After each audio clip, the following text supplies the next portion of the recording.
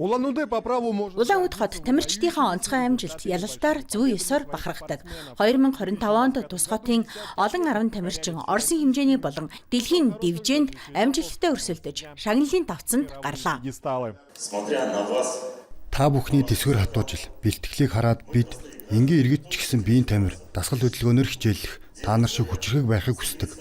Та бүхний хөдөлмөрийн ачаар Улаан-Удэ хот хөдөлмөр Батлан хамгаалтад бэлэн цогц хөтөлбөр хэрэгжүүлэлтээр шилдэг хотуудын нэг болсон. Та бүхэн бие бэлдраарч сэтгэлийн тхийгээрч хүчрхэг Улаан-Удчүүдийг хүмүүжүүлж байна.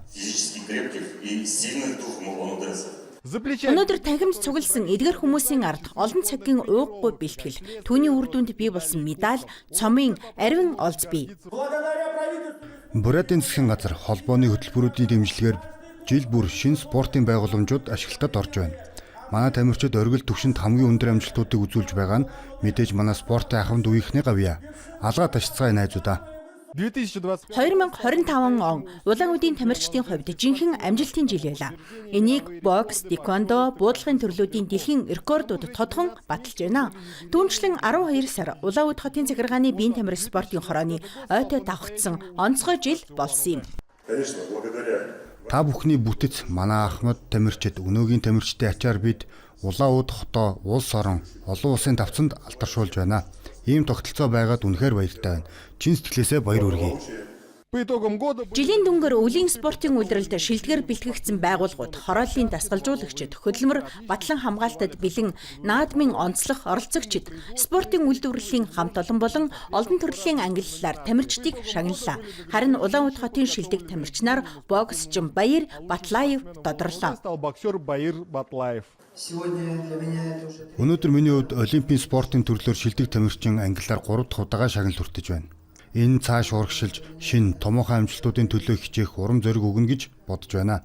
Мэдээж миний ард бат бөх баг байгаагүй л эдгээр амжилтад хүрэх боломжгүй байх байсан. Ирэх жил бүр ч илүү амжилттай байна гэдэгт тамирчид итгэлтэй байна. Одоо богинохон амралт, харин дараа нь дахин бэлтгэлд гарч бүх Оросын хэмжээний болон олон улсын дивизэнүүдийг эзлэх зам хүлээж байна.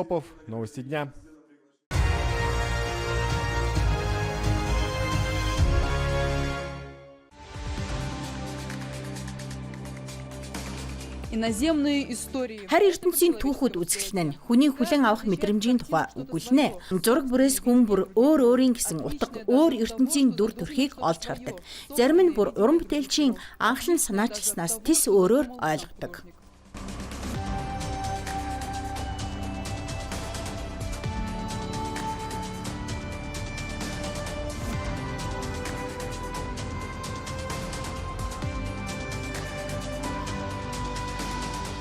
Залуу уран бүтээлч Артем Ульянов бүтээлүүдтэй Бурятын байгалийн үзмжээс урам авсан ч анх харахад тэр бүр мэдэгдэхгүй байж магадгүй.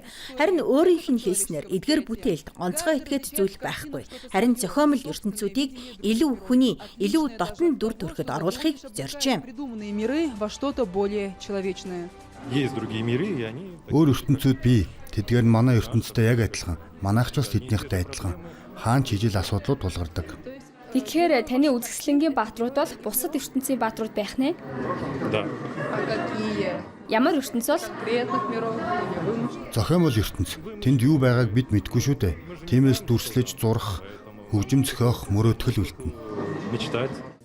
Артем Ульяновыг үзэсгэлэнгийн нээлтээр нь баяр хүргэхээр ойр дотны хүмүүс болох найз нөхөд танилуд нь цугларчээ. Харин энгийн үзэгчид ч эндээс өөртөө сонирхолтой сэтгэл төрүүлэх зүйлсийг олж харж байна. Үнэхээр өвөрмөц гайхалтай сюрреалист үзэсгэлэн байна. Надад их таалагдлаа. Яг юунд таалагдсан бэ? Зоог дамжуулалт зургууд нь онцгой таалагдсан. Яагаад тэдгэж? Зоог зурган дээрээс манга хүний тархиг идэж байгааг харж байна. Дээр байгаа нүхэр нь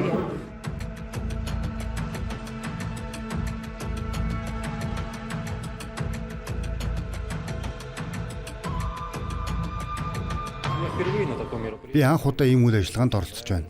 Таалагдлаа. Сонирхолтой зургууд байна.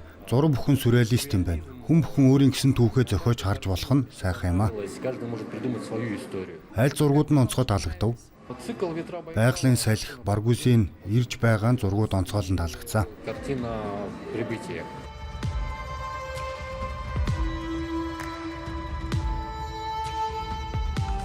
Харь ертөнцийн түүхүүд үзэсгэлэн орчин үеийн урлагийн залуу төвд үзэх боломжтой. Үзэсгэлэн 1-р сарын 25 хүртэл үргэлжилнэ. Петрова, Артем Буинов, новости дня.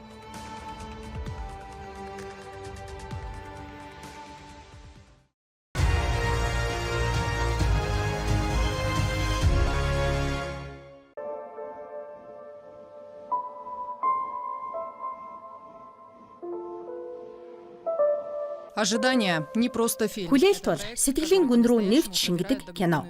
Амьдрал түүний өөрчлөлтүүдийн тухай эргцүүлэхэд хүргэнэ. Мөн бид бие биенийхэн төлөө юу хийж чадах вэ гэдгийг сануулна. Ямар ч нөхцөлд дэрэгдэн байх уу, эсвэл өөр замыг сонгох уу? Гол дүрд Виктор Васильевич Булявский тогложээ. Тэрээр Маркова тосгоны геронтологийн төвд 2 дахь жилдээ амьдарч байгаа бөгөөд магадгүй хизээч дахин уулзахгүй байж мэдэх хүүгээ хүлээсээр байдаг. Ийм л хувь тавилан. Но как мы не переписываемся? Бид хоёр бичлэгдэггүй. Ямар харилцаа байх вэ? Тэгэж 50 хүрсэн хүн би ч хүмүүжүүлээгүй. Надаар тэр одоо яах вэ? Я его не воспитывал, зачем я ему нужен? Ожидание Хүлээлт бол богино хэмжээний кино юм. Найруулагч Мейрам Сексимбаевын хэлснээр зохиол нь өнгөрсөн жил бичигдсэн ч бүтээлийг бодитоор хэрэгжүүлэх боломж нь сая л бүрджээ. Төслийн багт 8 хүн ажилласан байна. Цөөн боловч туршлагатай хамт олон. Эдгээр залуус бол Марковын сургуулийн сурагчид. Тэд аль хэдийн хамтарсан уран бүтээлээ төрөвжээ. Мейрам жилийн турш сургуулийн дэргэдэх кино дугууланд тэдэнд хичээл зааж байна. на базе школы уже год. Я недавно только начал. Би саяхнаас зураг авч эхэлсэн. Кино дугууланд ч анх удаа ирлээ. Ингээд л анх удаа зураг авалтад оролцож өөрөө ч камер барьж үзсэн. Над үнэхээр таалагдсан. Зарим үед хэцүү байсан. Жишээлбэл өрөөний гэрэл тавилт. А вообще идея Төслийн санаа санамсаргүй байдлаар төржээ. Геронтологийн төвд болсон нэгэн арга хэмжээнд оролцож байхдаа Мейрам кино хийхээр шийдсэн байна. Мейрам решил снять фильм. Чтобы в Новый год люди... Шинэ жилийг хүмүүс өөр ойлголт, өөр бодолтой ухтаасаа гэж хүссэн юм. Ахмад үеэ хөндлөж тэднийг мартах ёсгүй. Энгийн хүний мөстэй анхаарал гэдэг маш үнцэнтэй. Би сургуулийн нэр хүндийг дугуйлангийн үн цэнийг өсгөхийг хүссэн. Ер нь хүүхдүүдийг зөв зөвлөд бүтээлч ажил завгүй байлгах нь чухал юм аа. Чтобы дети были заняты. Асуудлыг нийгэмд чиглүүлэх нь үнэхээр чухал. Одоогоор геронтологийн төвд үе хоорондын яриа төслийг хэрэгжүүлж байгаа бөгөөд уг кино түүний хүрээнд бүтжээ. Энэ төслөөр бид нийгмийн байгууллагууд болон энд амьдарч буй ахмад наснуудыг нэгтгэсэн. Төсөл маань өргөжин тэлж цар хүрээ нэмэгдхийн хэрээр хүүхэд сурагчид оюутнуудад нэгдэж эхэлсэн. Тиймээс бид ахмадуудад залуусд ч сонирхолтой, утга учиртай арга хэмжээнүүдийг байн зохион байгуулдаг. Будет интересно и тому, и другому поколению. Дарья Андреева, Константин Синицын специально для программы «Новости».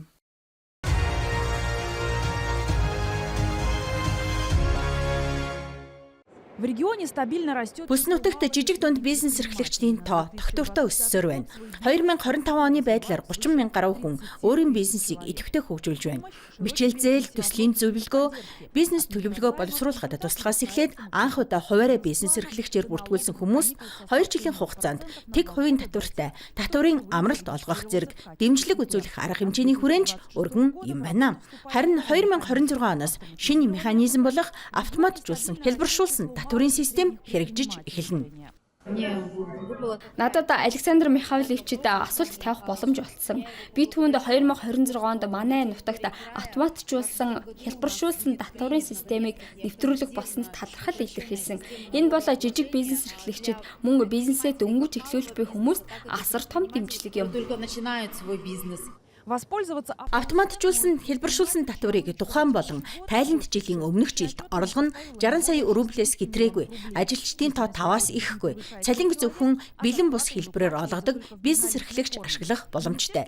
Эдийн засгийн хөгжлийн яамны мэдээлснээр бизнес эрхлэгчдийн сонирхол өндөр байна. Өөр байгалийн хязгаарт туршилтаар нэвтрсэн энэхүү систем нь татварын байгууллага төдийгүй тэтгэврийн болон нийгмийн даатгалын санд өгөх төвөгтэй тайланг хэлбэршүүлэхээс гадна бараг бүрэн халж байгаа явдал юм байна. и социального страхования. Бизнес эрхлэгчдийн зүгээс маш их сонирхол байгааг бид харсан. Тэд шууд хандаж автоматжуулсан хэлбэршүүлсэн татварыг нэвтрүүлэхийг хүсэж байсан. Үүнийг захирагч сонсож, үр байгалийн хязгаар нутагт энэ татварын дэглэмийг хэрэгжүүлэх хуулийн төслийг санаачилсан. Энэ системийн давуу тал нь бизнес эрхлэгчид ашиг, эд хөрөнгийн болон хувь хүний орлогын албан татвараас чөлөөлөгдөх явдал юм.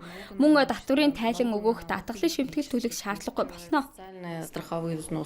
2025 оны дүгнвэл бүс нутаг бизнес эрхлэгчдийн санаачлагыг нийт 1.5 сая тэрбум рублийн хэмжээнд дэмжижээ. Бизнесийн хөгжилтэй холбоотойгоор бүс нутагт 458 шинэ ажлын байр бий болсон байна.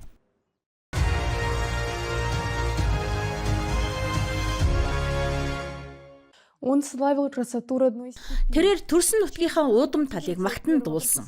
Халимгийн анхны мэргэжлийн хөгжмийн зохиолч Петр Ачирович Жонкушовын мэндэлсний 85 жилийн ой зориулсан хүндэтгэлийн концерт боллоо. Манжиевийн нэрэмжит Халимгийн улсын филармоны тайзнаа Жангар дуур балетын хэсгүүд, дурсамжийн реквием, 4-р сарын дуудлага, халимаг, сүйт, найраг зэрэг бүтээлүүд ихшгэллээ. Мөн энэ өдөр онцлог нээлт олж үндэсний музейг үндэслэгчдийн удам Николай Николаевич Пальмов төгөлдөр хуур найрал хөгжмийн концертыг анх удаа толилуулсан юм. Петр Ачирович Казаны улсын консерваторид суралцж байхдаа төгөлдөр хуурын концертын зөвхөн эхний хэсгийг бичсэн байдаг. Харин уг концерт 3 ангит хэлбэртэй учраас 2-3 дахь хэсгүүд нь зөвхөн ноорог байдлаар үлдсэн байв. Ингээд 45 жилийн дараа бид 2-3 дахь хэсгийг сонсох боломжтой боллоо. Эдгээрийг Петр Ачировичийн охин Маргарита Петровнагийн нөхөр бичсэн юм. Тэд болоо Герман улсад олон жил уран бүтээлийн амжилттай төрөж ирсэн хөгжимчин төгөлдөр хуурч хөгжмийн зохиолчд юм. Нооргууд дээр тулгуурлан Аксел Епхарт 2-3 дахь хэсгийг бүтээж, үндэсний өнгө альсыг нь хадгалсан хамтын бүтээл инхүү мэндэлсэн. Чонкушовуудын гэр бүлийн хүсэлтээр уг концертыг халимагт нэрд гарсан төгөлдөр хуурч Санкт-Петербургийн соёл урлагийн хүрээлэнгийн профессор Вадим Игоревич Пальмов тоглолоо. Халимгийн улсын филармоны найрал хөгжим, Цибиковын нэрэмжит улсын найралдуутай хамт нэгэн тайзнаа Адигийн бүгд наримдах улсын филармоны найрал хөгжим тоглолоо. Ерөнхий удирдагч Аркадий Хусиньяровын хэлснээр Халимгийн уран бүтээлийн хамт олонтой хамтарч ажиллаж байгаа нь анхны тохиолдол биш юм байна. Хэдийгээр энэ хоёр бүгд наримдах улсыг хэдэн зуун километрийн зай алсруулдагч Адигийн ардын жүжигчин Халимаг Адиг ард түмэнд ижил төстэй олон зүйл байдгийг онцоллоо. Алсаас ирж та бүхэнтэй уулзч байгаадаа бид баяртай байна. Адыгей бол Кавказын бэл, Кавказын анхны уус эхэлдэг нутаг. Харин Халимаг бол авгаа уудам тал нутаг, огт өөр орчин. Гэхдээ биднийг ойртуулдаг нэг нийтлэг зүйл бий. Тэр нь уудам орон зай, цэлмэг агаартай хайртай сэтгэл, уралдаан наадам, аддуу их уламжлал юм. Морь бол хүнийг хамгийн сайн анд. Тиймээс бид та бүхнээс өөрсдийн адил дотн сэтгэлтэй хүмүүсийг олж харж байна.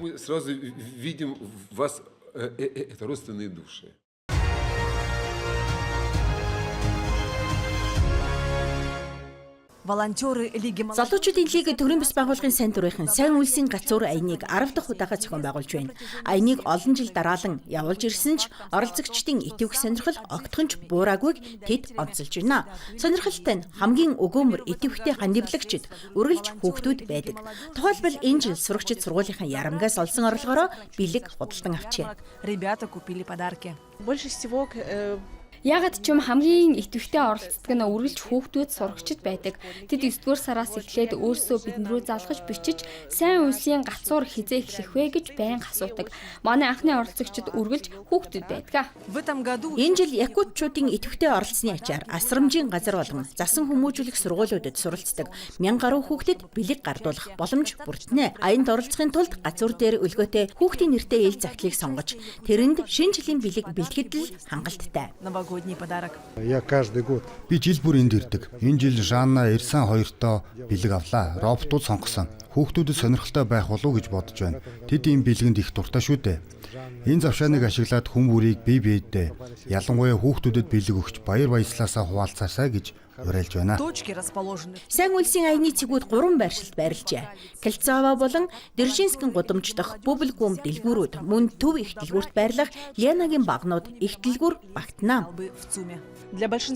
Бидний ихэнх бэлэг авах нь сайн үйлс энэрэнгүй сэтгэлийн илэрхийлэл байдаг бол онцгой хэрэгцээтэй хүүхдүүдийн хувьд энэ нь жинхэнэ шинжилгээний гайхамшиг юм. Түүний нэгэн хэсэг нь бид байж чадна. Сайн үйлсийн гацуур аян 12 дугаар сарын 26-ныг дуустал үргэлжилнэ. Марфирина Алексеева, Семен Семенов, Якутск.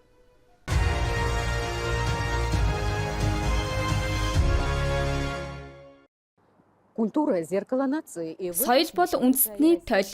Энэ утгаараа Хятад, Орос хоёр орон хамтарсан арга хэмжээнүүдээрээ бие биеэ тойлдон тусгаж буй мэт. Бээжингээс Москва хүртэл нэртэй явуулын үзэсгэлэн Оросын үзэгчдэд Мин Чингүрнүүдийн үеийг нээж өглөө. Харин Хятадын үзэгчид Москвагийн Кремль, Третьяковын галерей, Эрмитаж, Оросын музейн үнэлж баршгүй үнэт үүдийг шимтэн сонирхов. Хаан ч утсан дүүрэн танхим, нийт 400 орчим арга хэмжээ Хятад, Оросын бараг бүх бүс нутгуудыг хамарлаа. Тэдний сүүлийнх нь Орос улбаны улсын элчин сайдын яманд болсон Discover Russia-г Орос үйлдвэрлэв үндэсний брендийн эвэлдор зохион байгуулагдав. Хятадын манай түншүүд Оросын экспортлогчдын бизнес түншүүдх төдийгүй хэрэглэгчид Оросын үйлдвэрлэлийн бүх боломжийн талаар аль болох ихийг мэдэх нь бидэнд маш чухал.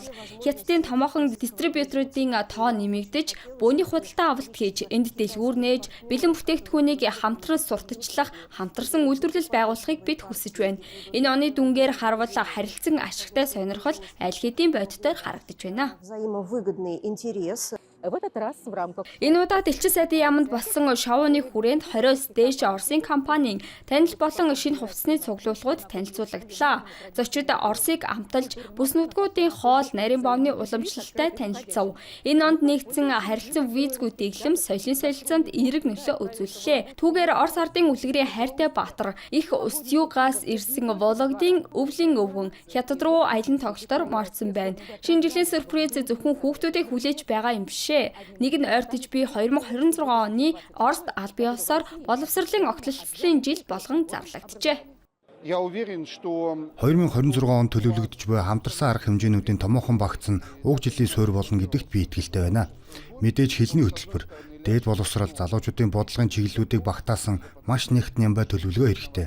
Үүнд залуучуудын солилцоо, шинжилгээ ухаан, технологийн төслүүд зайлшгүй багтах ёстой. Рос сотрудничествогийн дэмжлэгтэйгээр Бээжинд зохион байгуулагдсан зөвлөлтийн болон Оросын ихтэй сургуулиудын төгсөгчдийн форум нь соёлын жилээс боловсролын жил рүү шилжих завсрын чухал арга хэмжээ боллоо. Зөвхөн 2025 онд гэхэд л бид Хятадын нутаг дэвсгэр зохион байгуулагдсан ойролцоогоор 5 томоохон арга хэмжээнд оролцсон.